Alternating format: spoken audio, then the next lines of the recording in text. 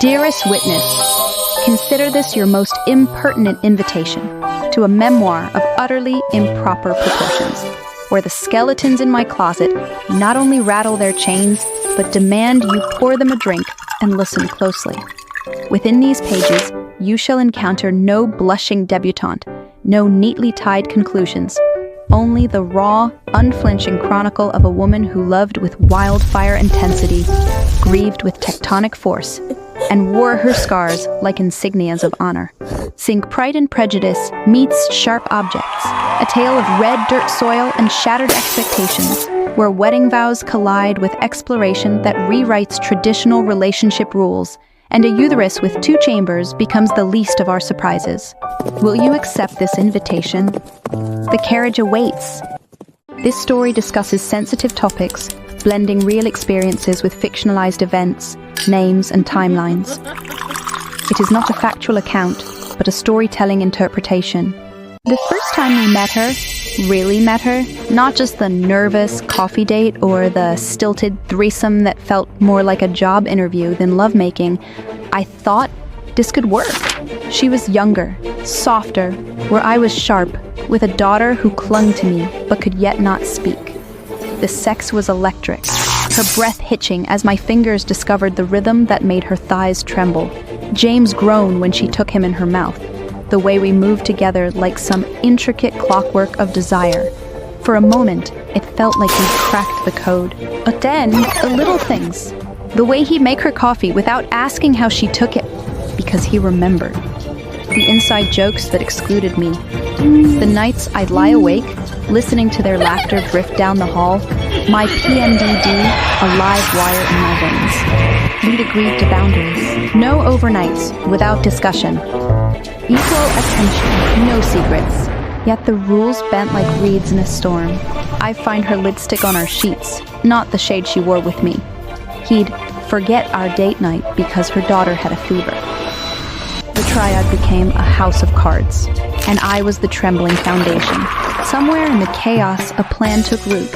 Let them fall in love. Let him have the polyamorous life he craves, then slip away. It was cowardly. It was cruel.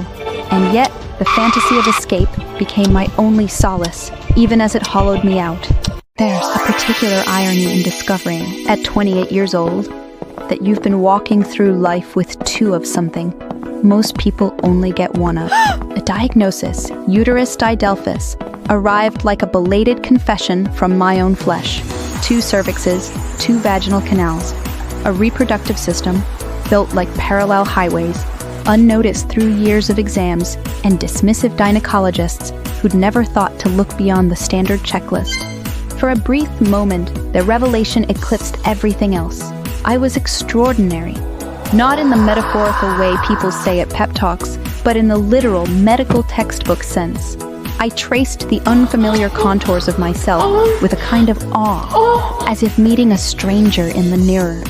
But biology, no matter how remarkable, doesn't pause for emotional crises.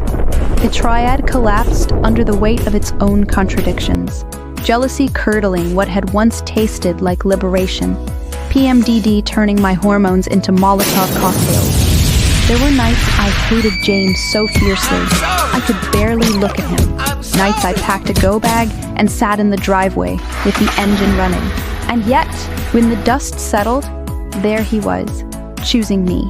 Not the fantasy of open love, not the thrill of the new, but me, the woman who tried and failed to be someone else for his sake. His gratitude was a balm, his remorse a bridge. We rebuilt something quieter, less shiny, its foundations laid in the rubble of what we'd broken together. The aftermath of our shattered triad left us both raw, 2 people who had loved too hard and hurt too deeply, now wandering the wreckage of what we'd built.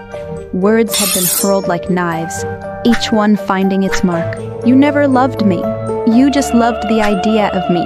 You suffocate anything that doesn't fit your perfect little fantasy. Silence became our uneasy truce. Days passed where we moved through the house like ghosts, the air thick with unspoken accusations. I fantasized about leaving, about a quiet apartment where no one needed me, or perhaps a life with a woman who'd never ask me to share her.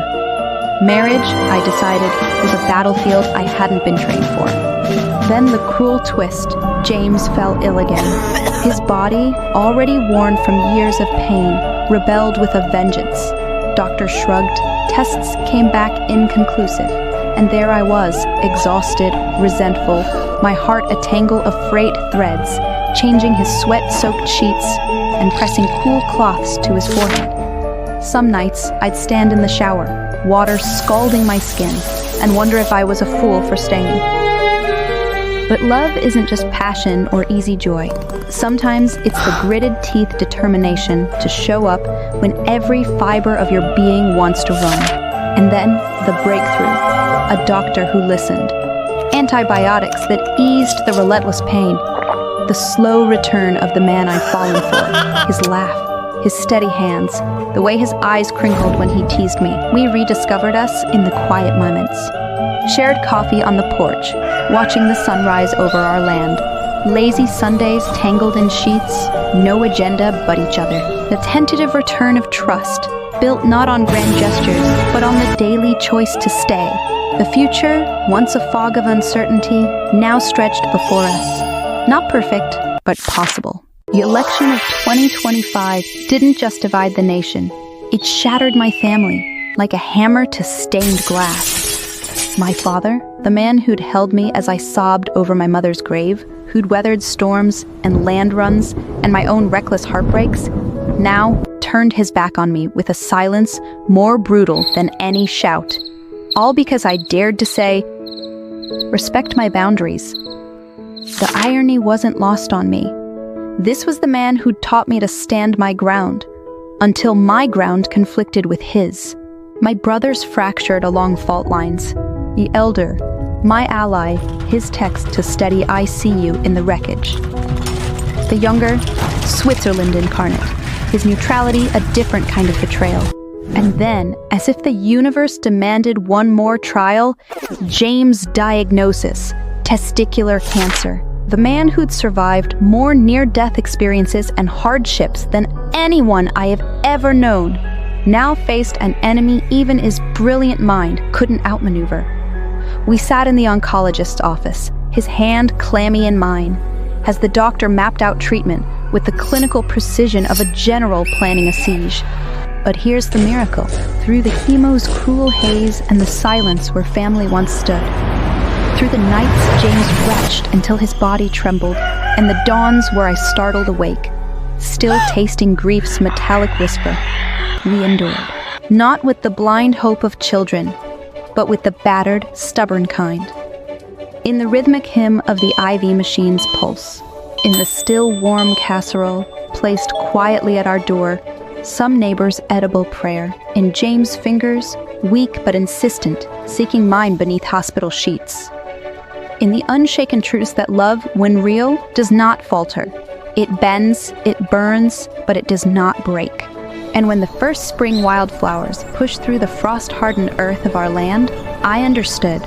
Some roots grow deeper than blood, deeper than pain, deep enough to hold when everything else lets go. Here we stand, two 30-something warriors in the year 2025, battle-scarred but still breathing. Our days unfold in a rhythm of quiet resilience. Me tethered to my corporate overlords by a Wi-Fi connection, typing away in the same sweatpants for 3 days straight, dreaming of financial freedom like a sailor dreams of shore. James, healing in fits and starts, his body relearning its strength between chemotherapy naps, his hands itching to build, to fix, to provide again. 10 years, a decade of fumbling through open marriages, bleeding through family fractures, gasping through cancer diagnoses, laughing through the absurdity of it all. We don't have answers, only this. A love that's been hammered into something both flexible and unbreakable. Land that knows our footsteps. Two rescue dogs who remind us daily that second chances can lick your face. The future? A blank page we're no longer afraid to write in pencil. Final truth. You've borne witness to my unvarnished heart, the parts I've hidden even from myself. That's no small thing. So here, at the edge of my known world, I leave you with this. Whatever comes next, we'll face it the way we always do. Messy, imperfect, and hopelessly devoted. Tripping over our own flaws, but never letting go of each other's hands. Now and always, Hannah. Your support means everything. Subscribe, leave a comment, and share with a fellow Rebel reader. All links are in my bio. Until next time, stay gloriously improper.